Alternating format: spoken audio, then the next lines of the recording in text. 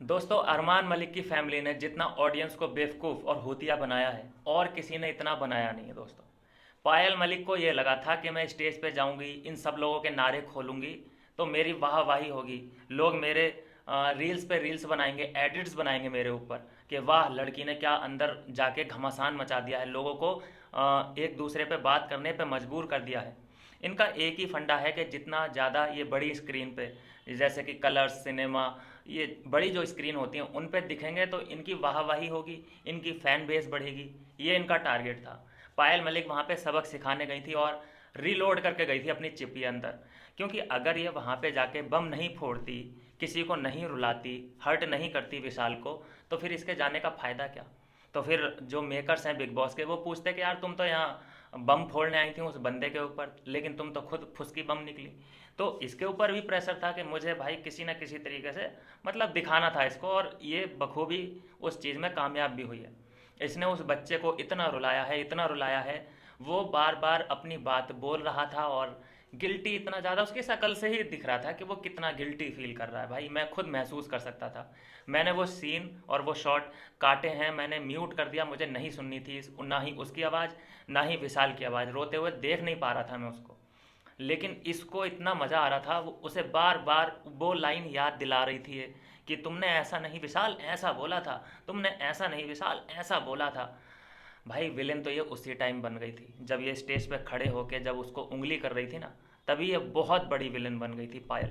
नहीं तो अभी तक जो इसकी इमेज बनी हुई है ना लोगों की नज़रों में, बहुत अच्छी इमेज थी कि यार इसके साथ गलत हुआ है बेचारी के साथ। क्योंकि जो इसका पति है, हस्बैंड है अरमान, वो कृतिका को भी अपनी बीवी बना के इसके सामने ले आया है, तो लोग इसकी तरफ थे। अभी तक लोग इसकी वाहवाही कर रहे थे। लेकिन यहाँ से बिल्कुल सिनेरियो चेंज हुआ है, क्योंकि ये अपनी फैमिली के लिए इतनी बायस्ड है, इतनी बायस्ड है कि वो ये किसी के भी आंसू निकाल सकती है भाई साहब। इसका ये है असली चेहरा। अब इसे उसके आंसुओं पे तरस नहीं आया, ठीक है, बिल्कुल इसने निचोड़ा है जी, उसको बिल्कुल निचोड़ा है। और अब ये सोच रही है, अब देखिए वीडियो आया है इसका, अब सिंपति कार्ड खेल रही है।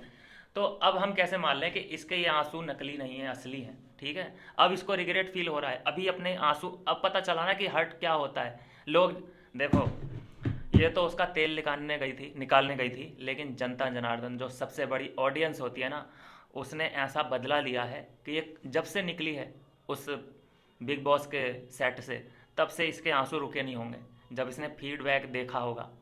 ये होता है कर्मा। ये बेवकूफ़ समझ रही है, ऑडियंस को बेवकूफ़ समझ रही है जरा सी फैमिली मलिक। और अब जो ट्रेंड चलने लगा है, अरमान मलिक बस एक दो हफ्तों का मेहमान है। अगर टीआरपी चाहिए होगी बिग बॉस को तो इसको उसको अंदर रखेंगे, अदरवाइज उसका कोई सीन बनता नहीं है। जीरो वोट मिलने वाले हैं अरमान मलिक को। स्लैपिंग नहीं करनी चाहिए थी, चाहे कोई भी सिचुएशन थी। सीधा सा सिंपल सा फंडा है ये। और अरमान मलिक इतना हेट नहीं झेल पाएंगे, और ये तो लगता है कि कुछ करना ले जितना हेट मिल रहा है, और मिलना डिज़र्विंग, ये डिज़र्व करती है भाई इतना हेट मिलना इसको। इसको उस बच्चे पे बिल्कुल दया नहीं आई, इतना उसको छेड़ रही है, उसी लाइन को याद करवा रही है। अपने पे आई तब समझ में आया ना, अब रो के दिखा रही है ना सबको, सिंपति कार्ड खेल रही है, देखो।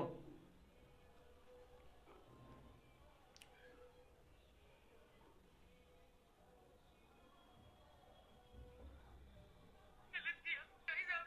मैंने मेरी क्या माफ गलत कर दो, किया? अगर अपनी फैमिली का स्टैंड लेना गलत है तो ठीक है, मैं आगे से स्टैंड नहीं लूंगी मेरी फैमिली के अरे लिए। अपनी मुझे फैमिली गलत हो का गया, स्टैंड ये लेते मैं लेते बोलूंगी तुमने कैसे, दूसरे की बोलूं तो फैमिली मुझे पे क्या माफी कर रहे देनी हो, बहुत। उंगली उठा मैंने दी? क्या गलत किया भाई क्या साहब, गलत प्लीज किया? माफी दे रहे हो मुझे। मुझे समझ नहीं आ रहा, अगर आपकी फैमिली के लिए कोई बोलेगा तो क्या आप स्टैंड नहीं लोगे? मेरी गलती क्या है, मुझे सिर्फ इतना बता दो। मेरी गलती सिर्फ इतनी है कि मैं अपनी फैमिली के लिए स्टैंड ले रही हूँ, और मैं मरते दम तक लूंगी, चाहे कोई कुछ भी बोले। किसी को नीचा नहीं दिखाना चाहती, मैं किसी को गिराना नहीं चाहती, मैं किसी के खिलाफ नहीं बोल रही, पर अपनी फैमिली के लिए स्टैंड लेना गलत है तो प्लीज मुझे बताना। मैं इतनी देर से यहाँ बैठ के रो रही हूँ, सोच रही हूँ, मेरा दिमाग खराब हो रहा है मेरा कि मैंने क्या गलत किया, मैंने क्या गलत बोला चुप। किसी के बारे में। अगर आप क्या गलत किया अपनी फैमिली के लिए? तुम्हारी फैमिली फैमिली है, बाकी दूसरे का बच्चा बच्चा नहीं है, हैं? तुम्हारी फैमिली ही तुम्हारे सुपीरियर है तुम्हारे लिए। उसके आंसू निकले, वो इतना रिग्रेट फील कर रहा है, उसको समझ ना आ रहा था। उसका तो वहाँ पे फैमिली भी नहीं है, अभी तो तुम अपनी फैमिली में बैठी हो, अपने बच्चों में बैठी हो। तुम्हें तो संभालने वाले थे, लेकिन वहाँ उसको संभालने वाला कौन था? कटारिया कितना संभाल लेगा? वो खुद डिपेंड नहीं कर पा रहा है, डिफेंड नहीं कर पा रहा था उसको। बोल दिया तो बोल दिया, अब क्या किया जाए। लेकिन ये तो नहीं है कि कृतिका का हाथ वगैरह पकड़ लिया हो या टच कर दिया हो, सिर्फ बोला ही तो था, और इतना गंदा भी नहीं बोला था जो उसको इतना सुनाया गया स्टेज पे। और सबसे पहले तो अनिल कपूर सुना रहा था, उसको तू तू तू करके बोल रहा था कि चुप चुप, ऐसे करके बोलने का क्या मतलब है यार कंटेस्टेंट से।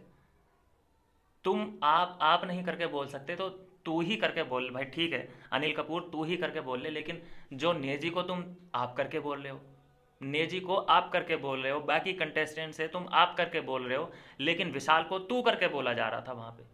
तो यहाँ पे दोगलापन तो अनिल कपूर का भी दिखाई देता है, मेकर्स का भी दोगलाहीपन है, क्योंकि उनको भी ऐसे बंदों को टारगेट करना होता है जिसके बारे में ऑडियंस बाहर बात कर रही होती है अच्छे वे में। तो उनको पता है कि भैया कटारिया का कोई सीन मिला नहीं, कटारिया का टारगेट कोई मिला नहीं, जो नेजी की लड़ाई हुई थी कटारिया के साथ वो शॉर्ट हो गई, तो उनको ये मुद्दा तो दिखाई नहीं दिया कि यार इन लोगों ने तो शॉर्ट कर लिया, अब मैं किसे पकड़ूं। मेकर्स ने सोचा होगा चलो विशाल को पकड़ते हैं। विशाल के बारे में बात की होगी अनिल कपूर से कि भाई ये पॉइंट रेस करने हैं जो इसने बोला है कृतिका के लिए, अनिल कपूर साहब बताइए करोगे, तो वो हक बका गए होंगे कि यार ये तो केस बहुत ही अलग है, क्या किया जाए, मैं तो नहीं बोलना चाहता। तो बुला लिया पायल को, और पायल को फिर ऐसी स्क्रिप्ट पढ़ाई गई होगी कि भैया बम फोड़ना है तगड़ा, अगर फ्लॉप हुई हुई कहानी तुम्हारे यहाँ फिर आने का कोई मतलब नहीं है। समझ में आया? तो उसने पूरी प्रेपरेशन करके आई थी वो कि कैसे काउंटर करना है इसके लिए, लेकिन विशाल तैयार नहीं था उसके। खैर क्या ही बताऊं, बहुत बुरे सीन थे वो, वक्त गुजर चुका है और पीछे छूट चुकी हैं वो चीज़ें।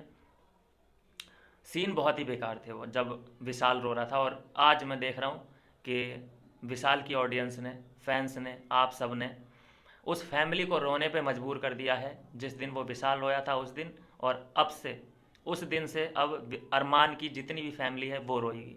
ये है देखो ऑडियंस की पावर और फैंस की पावर। अच्छे और बुरे का फ़र्क करना ऑडियंस बहुत अच्छे से जानती है, सीधी सी बात है। बेवकूफ़ अरमान मलिक ने जितना बनाना था वो बना लिया। देखिए 2 बीवियों का कॉन्सेप्ट लेकर ये अंदर गए हैं और उसी की बदौलत हैं। जो दूसरों पे इल्ज़ाम लगाते हैं ना, कटारिया पे इल्ज़ाम लगा रहा था ये कि भाई ये तो एल्विस की वजह से अंदर है, नहीं तो ये कहाँ होता, इसका कोई वजूद ही नहीं है। अगर अरमान मलिक ने 2 शादियाँ नहीं की होती तो अरमान मलिक का कोई वजूद होता, कोई पूछता? इसी वजह से तो पूछते हैं उसको, क्योंकि उसकी 2 शादियाँ हुई हैं, एक अलग ही कॉन्सेप्ट है उसका, इसीलिए पूछा जाता है उसको। तो ये तो बात उसकी बेबुनियादी है। और भी कई मसले हैं, बाकी मैं बाद में बात करेंगे उसके बारे में। मिलता हूँ नेक्स्ट वीडियो में नई अपडेट के साथ।